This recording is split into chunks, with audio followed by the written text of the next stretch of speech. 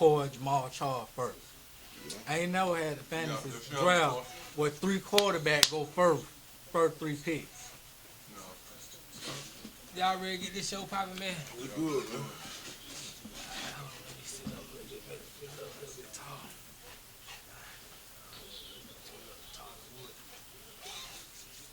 Whenever you say action, we on.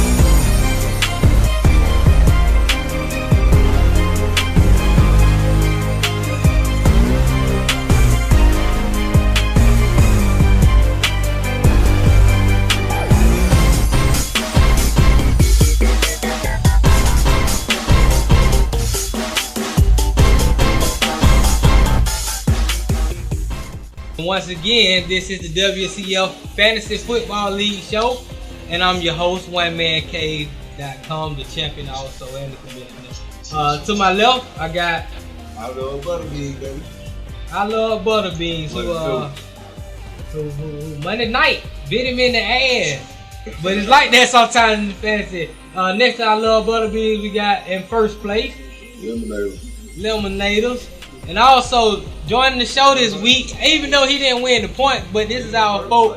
And every now and then, you know, the folk gonna always is welcome to come to the fantasy show. We got she. From top to bottom to the top. I'm here. Alright, here we gonna go ahead and jump right into this thing. First of all, we're gonna recap some of the action, of course, from fantasy football from last week. But also, we got to touch on some of the shenanigans of the league that went down last week. It's unfortunate that these things come up, but they were all within the rules, and we got to talk about them. The trade veto. You know, that's one of the biggest issues that I have as the commissioner, because, you know, we have this year, you know, I opened the trade veto. If a third of the league could vote against a trade, you could denounce a trade. But it's supposed to be used for lopsided trades, not to necessarily hate on a particular player. I allow you guys to speak on some of those issues that I'm having. Before we get into that, I'm just gonna say it like this: if any opponent have me for that week, I'm just gonna keep it real. I'm beat on everything all night. People try to be slick, wait 3 in the morning, send the trade. I'm still up. I'm taking this fantasy football serious. You call it hate, whatever you want to call it. Not on my watch. You got me that week, I'm beat on everything. Now you can make a trade, week after that, but during my week, you got the hell week. I ain't letting you get shit. But then what I got to say, man. If you send a kicker for a running back across my board, I'm vetoing it. I veto commissioner trade. I'm guilty. He sent the kicker for a running back that was finna start that week. Man, anybody sending across the board, I'm gonna veto that trade, man. Now I ain't hating on commissioner, but when he fixed that shit up right, we let it slide on through. But he gotta fix it up, make it look right, man. Nah, man, you can't send me no kicker for no running back that's finna start that week. That's 15 points to 5. Man, come on, man. It can't happen. This can't happen. I agree. I too vetoed the trade. All my fault. After we were over here, I don't call that hate. I call that I'm vetoing the lopsided trade. Guess what? I'm an owner. I'm an owner. I'm a owner. I have the power to vote. Well, you know what? Let's go. Against the veto. Look, So that's how I feel. Say hold on. And if I see a lopsided trade, I'm in the whole league. I'm vetoing it. I stand up behind my word last year. Every trade that I made, I love it, has been a fair trade. I hope the league agrees with that. If not, oh well. You got the power to veto. We're all on it. Shit. Of course, you know I had to veto it. You had me that week. Shit, I ain't letting that slide. Not on my watch. Another issue I know that we were talking about in the pre-show that some of the fellas would like to discuss. Gordon's team. Let's talk about Gordon's team, who I sent a gravy deal to it. If he would have played all the players I sent him, Eddie Royal, Trent Richardson, the defense, Carr. The man gets the win this week, but I don't know what happened with Gordon. I can't explain it. So, if anybody would like to address Gordon right now, the floor is yours. I want to address Gordon. I got to address him. Because this man didn't sit here lying up there week. You ain't had to plug a defense in. You could have just plugged 3 defensive players in and got the win. Just kill everything. You are active all week, Monday, Tuesday, Wednesday, Thursday, Friday, Saturday. You active. Even Sunday morning at 11 o'clock, you active. Why the hell you ain't plug your team in? Know what I mean? Then why the hell, why you want Oakland defense for? For what? Why you trade for Oakland defense? Why you trade for all these players you back on? That's the point. They better than Tampa Bay defense. But he didn't start. That's the thing He that's didn't plug unexplainable. nobody in. You're right. That's unexplainable. Trade that week. That's unexplainable. I'm adamant about making this trade. Why? Why am I so adamant? We veto the trade. You hit a step again, trade again. Hopefully, Why? Gordon can respond. If you want to follow Gordon on Twitter, Gordon, follow me. Hit me up. Hit my live Gordon team. I didn't holler at you. I need Rasheed Jennings. I need Rashard Jennings from you. If it's that grave, I'm finna send you Tennessee defense, man. Send me Rashard Jennings. You know what I mean? For real. I'll give you Romo for Russell Wilson. No. If it's that grave, man, I'm trying to win. Matter of fact, just give me your 50 and I look. Just give me your 50. I'll take over your score. Well, look. One thing I criticize the NFL for all the time, and definitely the media right now, is talking too much about the issues and not talking about all the great competition that's going on the field. So I don't want to be a hypocrite here. Last week we had some great competition in this league. I mean, it really came down to Monday night with I Love Butterbeans and King Quill. I mean, it came down to what you had Tom Brady, and he had Steve Ridley. Terry. Exactly. And can you explain what happened in this Monday night? Well, Kansas City defense looked like a pretty damn good defense. And Tom Brady played the worst that I've ever seen him play. I really thought, me being honest, Phil, I was going to be talking about your ass, how I bet your ass, but you got the best of me. So remember hold up. Now remember last week we started off the show talking about the matchup between I Love Butterbeans and King Quill, and the first thing we talked about was Tom Brady versus Nick Foles. Right. And this man sit here and stated that if it started today, if he could draft today, he would still take Tom Brady over Nick Foles. Nick Foles is very much better than Tom Brady did. What are you talking about? Let's pull it up. Yeah, I know but he did better than Tom Brady. He might have did 2 points better. But it was better though. Okay. So still, you would take Tom Brady over Nick Foles. You're satisfied with drafting Tom Brady in the first round. I mean, I hate that I took him in the first round, but I did. I'm gonna ride or die with him. Well, so it's a pride issue, huh? What'd you say? I wouldn't say that. I said I put too high of a price tag on him, and now that I didn't spend any kind of bread on him, workhorse, guess what? I gotta let him go. I got Romo for sale, we'll talk about that a little later. Romo, he put the price tag on. Now, I don't want to go too far into the show and not remember to say congratulations to the Head Busters this week. Oh man, they put up 228 points, .78. I'm gonna give you the change too. Yeah, but you stole from me. Your thing, man. You stole from me. Put it in my pocket, put up a good 168 and had the largest blowout loss. Yeah. Because he played the Head Busters, which man, he had 30s across the board, man. I can't explain it. Head Busters, you was invited to come to the show. We're sorry you couldn't make it, but you did get your shout out. Congratulations. May this be the last time that you get the pot.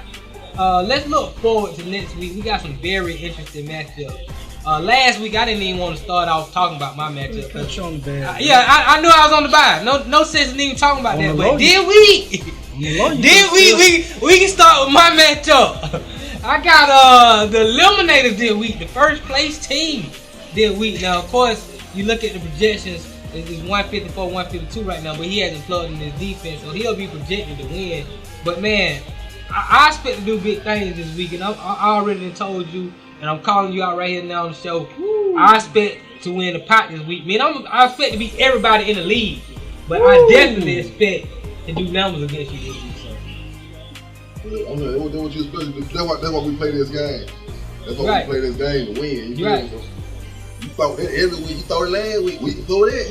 Well, last week I was counting on the bye. I didn't really feel that positive about what I had. But I'm looking at the matchups right now, and I like my matchups now. We are shooting this show on Thursday night before the Thursday night football game. You know, you got Jordan Nelson tonight against Minnesota, which could be big. You know, I'm okay with him doing dub because that means he won't meet his projections. But I'm looking at the rest of the matchups, and I just like all my matchups and all my spots. You know, I like my tight end matchup, even though Delaney Walker been putting up numbers.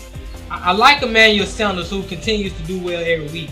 I like Giovanni Bernard based on what I've seen Jamal Charles do to New England. He'll get that same opportunity to eat. And at some point, Larry Fitzgerald got to come off the snap. So when I'm looking at the matchups, I kind of like what I got. Is LaShawn McCoy going to come off the snap this week? You made a big trade with Philly House. Can you explain the trade with Philly House? How did that whole thing go down? Well, you know, first I want to give a shout out to Philly House, man. Shout out to Philly House. First shout out to the Perkins and what the other name is now the division. King Quill. Shout out to all y'all, man, for contacting me on that Facebook thing, man. But the trade between me and Philly House, man, trying to get better. LaShawn McCoy don't been off for like the last 3-4 weeks. Yeah. You know what I mean? But so it's time for him to come out. It's time for him to come up now. Now if he don't come up, gotta live with that. I'm gonna be 3-2. You know, if he don't come up this week, but that's a gamble. I'm ready. What about the Joe Bell piece? Joe Bell just something to throw it now. That's it. You want him?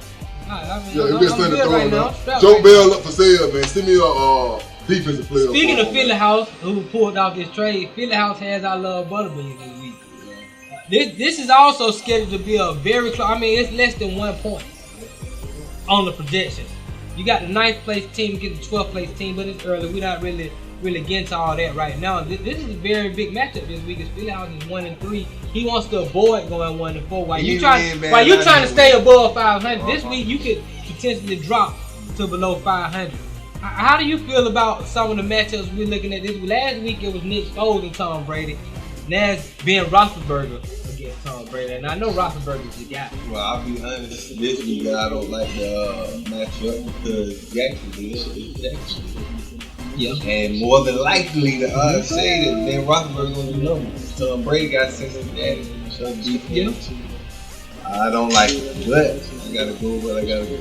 But I mean, we're looking at the matchups. I do see you have a big hitter back in the lineup this week in Seattle. You gotta have some confidence in that against Washington on Monday night. I mean, it can get ugly. It can get ugly. That's exactly what I'm hoping for. Week to week, man. Week to week. I need 50 out my defense. I'm looking to get 40 or 50 out my defense. So that way they can cover the slack for Tom Brady. And the rest of my guys, I'm looking to go in green. Now, as I'm looking through the matchups, some of the other matchups, we got a couple always change on a Sunday or a Monday. But King Quill against the Perkinsons, King Quill has a 30-point advantage in that matchup. You look at Kill Everything in the Pimp Name Joe. I know it's going to be a solid matchup, but once again, Kill Everything is projected to put up a ton of points. Now, whether he put up a ton of points, that's another thing, but this is what projected. Of course, Gore's team, we just talked about, which is be another issue that we get to. He's down 30. So we're going to kind of skip past those Sith Lords. I'm not even factoring the Sith Lords in right now, even though he's 2-2. Somehow, I see what he worked. He just dropped Dennis Peters today for another tight end that's on the concussion. So we'll talk about it. Let's talk about the 2-4 teams in this league. And we're going to get your matchup first. As you got the Fantasy King now. I already told y'all the story of the Fantasy King last week. How this guy, he tells me he's a champion in all these leagues, but apparently they're cupcake leagues because he has yet to record a win in the WCF. All of us have handled the Fantasy King. Now it's your turn. How do you avoid from being the first person to fall to the fantasy king? To be honest, I'm gonna put it on Belichick. Will he bounce back this week? Will New England bounce back? Cincinnati tough matchup, but Cincinnati should win the game. So this is fantasy football. Exactly. So in Belichick's mind, I think we should at least meet these projections. LeBron coming back. Yeah. Now the way New England defense got thrashed last week by a Kansas City team that, in my opinion, is nowhere in the same league as Cincinnati. Team offensively or defensively. Yeah. Even though I know Andy Reid, I'm just saying. I mean, they playing very, very well right now. They're undefeated in the league right now. Is New England defense gonna make? What will it take before you finally say, okay, I haven't seen enough? Well, you know me, it could be this week. And they all come through this week. I see a couple of teams. I got my eye on the waiver wire. I got a solid team, so I just need any defense I plug in just to be solid. I just don't need negative points. We both know, man. We all know that New England defense did not pay its potential last week. But to say this, Antonio Brown got Jacksonville this week. Antonio Brown does have Jacksonville. So it's always a positive thing. Always a positive thing. So New England don't give me my dub. My only concern, really, I have no concern. You have a great lineup as I'm looking at it. But your quarterback, he's hit or miss. Yeah. Tony Romo. Yeah. Now I know you had got Bridgewater who's gonna be out today, so you're not gonna really use him. How confident are you in this Tony Romo versus Phillip Rivers matchup that you have with Fantasy Kings this week? You know what? I did my research. Houston cornerback shaky back there, and I seen what Eli Manning did to him. Yeah. So the key to Romo doing good is the running game. So DeMarco Murray, he leads the league in rushing, right? Yeah, and that's also a Fantasy King player, DeMarco Murray. I just need Romo to be a game man. I don't need with my philosophy for how I set my fantasy team. I don't rely on my quarterback to be a home run hitter.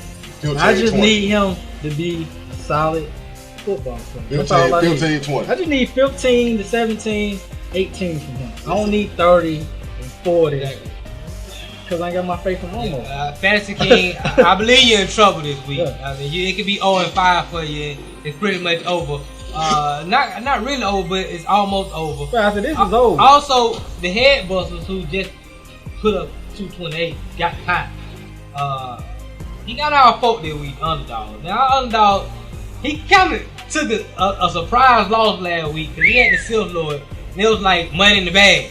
Okay. And then somehow, on Monday night, Kansas City defense. Yeah. And somehow that is underdog 0-4. He got the head busted this week. And you can see the matchup right here. I love Butterbean. You're clearly looking at it. Is it 0-5 for underdogs this week? So we were all confident last week that he was coming off the snide. And I really want him to come off the snide. I do. Even though everybody in the league can suck. You know what I'm saying? Let me take a look at that. Let me take a look at that. I'm going to my pick.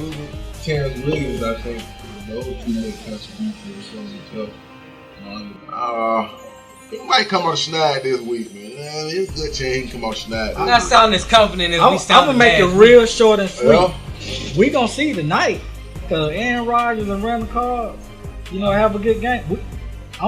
We gonna see tonight. Yeah. That's all I'm gonna say. We will see tonight. Yeah. We gonna see tonight. Yeah. Well, tonight is the night that the fantasy starts all over again for week 5.